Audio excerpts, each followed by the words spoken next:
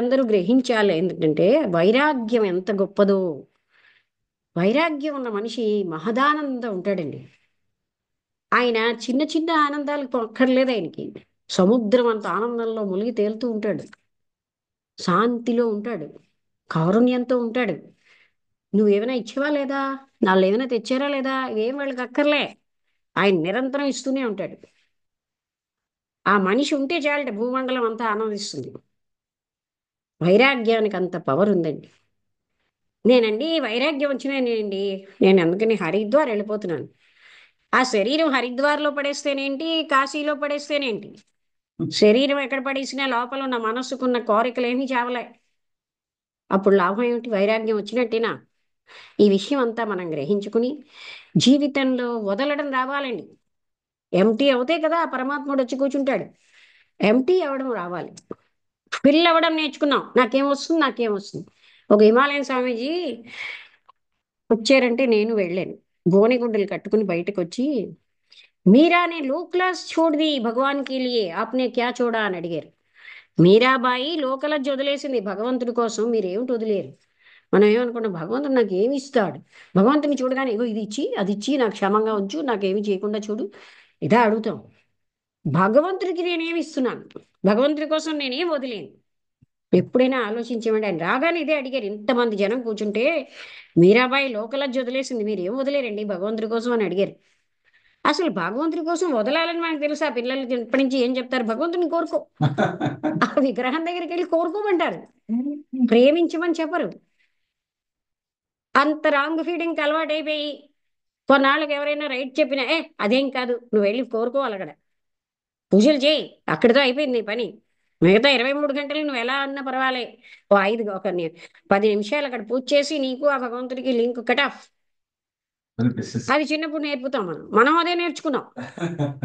ఈ పూజలు ఆత్మజ్ఞానానికి దారి తీస్తాయా? ఆహా, అవన్నీ మాకు అక్కర్లే. నాకు కోరికలు, కోరికలు. ఒకదాని తర్వాత ఒకటి. ఇహలోక కోరికలతో మనకు ఏమొస్తుంది? బంధం వస్తుంది, కానీ వైరాగ్యం వస్తుందండి. వైరాగ్యం అన్నది ఎందుకు అంత పెద్ద సంపద అంటే, సకల సంపదలు వైరాగ్యం ఉన్నవాడి కాళ్ళ దగ్గరికి వస్తాయి. కోరుకున్న వాడి దగ్గరికి ఏది వెళ్ళదు. అందుకని అద్భుతమైన సంపద వైరాగ్యం. నోట్లు కట్టెల వల్ల మనకు వచ్చేది ఏమీ లేదు. ఒక ఆయన బాగా డబ్బు సంపాదించి 2 కొడుకులు ఉన్నారట. నారాయణ మహారాజ్ అని సమర్థ రామదాసు యొక్క 11వ పీఠాధిపతి మాకు చెప్పారండి. ఆయన బతికుండగా నేను వెళ్ళాను. ఆయన ఒక 40 రోజులు హరిహరలో ఉన్నాం. రాత్రి వేళ 2కు లేచిపోతే అందరూ మగవాళ్ళు వెళ్ళి కూర్చుంటే నాకు కూడా ఆయన దగ్గరికి వెళ్ళాలనిపించేది. సో నేను కూర్చునేదాన్ని. వెళ్ళిపోమంటే వెళ్ళిపోతాను అనుకున్నాను. అతను ఏం చేసేట, తన డబ్బు 3 భాగాలు చేసేట. ఒక భాగం నాకు, మీ ఇద్దరికి చెరో సగం అని. సరే అన్నారు వాళ్ళు. కొన్నాళ్ళకి పెద్దవాడికి అనిపించింది, నాన్నకి ఎందుకు డబ్బులు, నాన్న నీ డబ్బు నాకు ఇచ్చి నేను వ్యాపారం చేసుకుంటాను, నీకు ఇచ్చాను కదా, నా తదనంతరం నీకే వస్తుంది కదా, ఇప్పుడు ఎందుకు అడుగుతున్నావు అన్నాను. అంటే చెయ్యి విరిచి చెడిపోయాడు. డబ్బు మనని రక్షిస్తుందండి ఇలాగ. మరొకడు వచ్చాడు. వీడు వచ్చాడని తెలియక వాడు అడిగాడు. వాడికి ఈయన ఇదే చెప్పారు, నా తదనంతరం నీకే కదా, ఇప్పుడు నీకు కావాల్సింది నేను ఇచ్చాను కదా. వాడు కాలు విరిచి చెడిపోయాడు. డబ్బు ఎలా రక్షిస్తుందో చూసారా? విజయనగరం దివ్యజ్ఞాన సమాజంలో బోల్డ్ అని బంగారంతో ఒక మా అమ్మగారు ఉండేవారు. మేము ఇంత ఇంత ఉండేవాళ్ళం. అప్పుడు మాకేం తెలిసింది? ఆవిడ వెనకాలేమో చెరువు, ముందేమో ఇల్లు లేవు. రాత్రికి రాత్రి దొంగలు వచ్చి శుభ్రంగా బంగారం పట్టుకుపోయి ఆవిడని చంపేసి వెళ్ళిపోయారు. సో డబ్బు రక్షిస్తోందా, చంపుతోందా?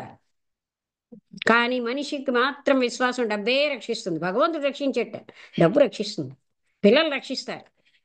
ఆ పిల్లలు మనలో ధర్మం ఉంటే పిల్లల హృదయంలో ధర్మం దూరి పిల్లలు రక్షిస్తారు. ధర్మం లేని వాడిని పిల్లలు కాదు ఎవరు రక్షించరు. ధర్మం ఉన్నవాడిని ఎవరో ఒక రూపంలో వచ్చి భగవంతుడు రక్షించారు. ఇవన్నీ మనం అవగాహన చేసుకోవాలండి. మనం ఎప్పుడు ఆ భగవంతత్వాన్ని నొక్కేసి పురుగులాగా కాలు కింద పురుగులా నలిపేస్తాం. అక్కర్లేనివన్నీ పట్టుకుని వేలాడుతున్నాం. మనకి ధైర్యం ఉండదు. అందరూ అలా లేరు కదా, నన్ను ఎవరేమనుకుంటారో సిగ్గుండాలి. ఏమంటారు? ఇలా మనం జీవించడానికి సిగ్గుపడాలి. అసలైన ఒక్కరోజు చిన్న ఉపకారం చేస్తే నా పేరు చెప్పుకోలేదని బాధపడతామే. ఆయన అనుగ్రహం లేకుండా జీవించలేని మనం ప్రతి క్షణం ఆయన్ని గుర్తు చేసుకోవాలా వద్దా? అస్సలు గుర్తు చేసుకోం. నా పిల్లలు, నా భార్య, నా వాళ్ళు, నా వస్తువులు, నా బ్యాంకు బ్యాలెన్స్ అని గుర్తు చేసుకుంటాం కానీ ఆ భగవతత్వం లేకపోతే మనకి జీవమే లేదే. దాన్ని ఎందుకు గుర్తు చేసుకోమండి? అందుకని వైరాగ్యం యొక్క ప్లేస్ జీవితంలో చాలా ఉంది. వైరాగ్యంగా ఉన్న వ్యక్తి ఆనందంగా ఉండగలడు. సకల జీవరాశుల్ని ప్రేమిస్తాడు. చరాచర జగత్తంతటి నుంచి ఆయనకి ప్రేమ, ఆయన నుంచి ప్రేమ వెళ్తుంది, కారుణ్యం ఉంటుంది. ఆయన ఏం ఆశించడు. ఎందుకంటే ఆయన దైవ శక్తితో నిండిపోయి ఉంటాడు. వైరాగ్యం ఎప్పుడైతే ఉందో, ఖాళీ ఉంటే భగవంతుడు వచ్చి కూర్చుంటాడు అక్కడ. ఓకే అండి, ఇక్కడితో నేను ముగిస్తున్నాను. అందరికీ నా నమస్కారం.